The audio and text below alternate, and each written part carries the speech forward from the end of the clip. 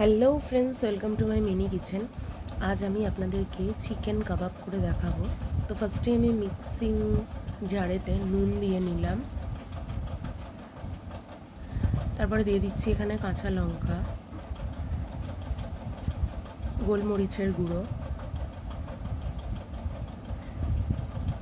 ভাজা মশলা বা কাবাব মশলাও এখানে মিক্সড করে নিয়েছিলাম। ভাজা মশলা আর কাবাব মশলার মিক্সড ছিল এখানে। ধনে গুঁড়ো,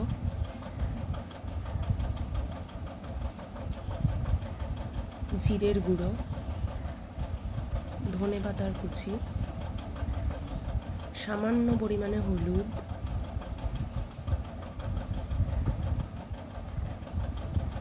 সামান্য পরিমাণে সর্ষের তেল,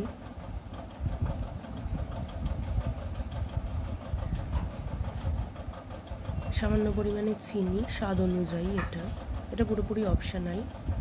সামান্য পেঁয়াজের কুচি, রসুন কুচি, সামান্য পরিমাণে আদার কুচি। আমি এখানে চিকেনটাকে বোনলেস চিকেন নিয়েছিলাম, পিস পিস করে কাটা ছিল যাতে মিক্সিতে তাড়াতাড়ি হয়ে যায়। আর তার সাথে দিয়ে দিলাম একটা ডিম। সব কিছু দিয়ে আমি পেস্ট করে নিয়েছিলাম। আমার পেস্টটা এরকম হয়েছিল। পেস্টের সাথে আরও সামান্য পরিমাণে নুন অ্যাড করলাম আমি এখানে,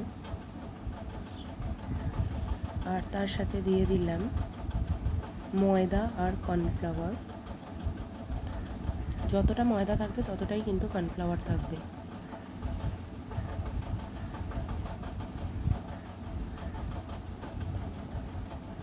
কড়াইতে তেলটা গরম করতে দিয়ে দিলাম। ডিপ ফ্রাই করবো না, তো সেই জন্য 4 টেবিল স্পুন মতন তেল দিয়েছিলাম। দিয়ে এক একটা কাবাব শেপে কিন্তু আমি এখানে দিয়ে নিচ্ছি।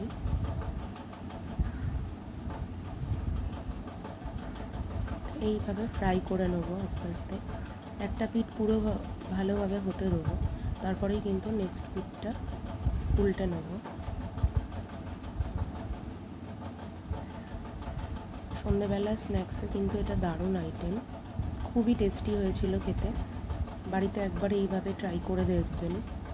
কেমন লাগলো অতি অবশ্যই আমাকে কমেন্টের মাধ্যমে জানাবেন।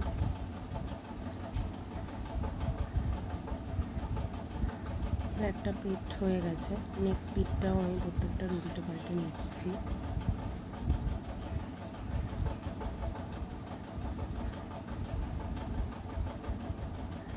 এইভাবে তৈরি করলে কিন্তু খুবই টেস্টি হয় কাবাবগুলো। তেলও খুব একটা বেশি লাগেনি আমার। Thanks for watching, thank you.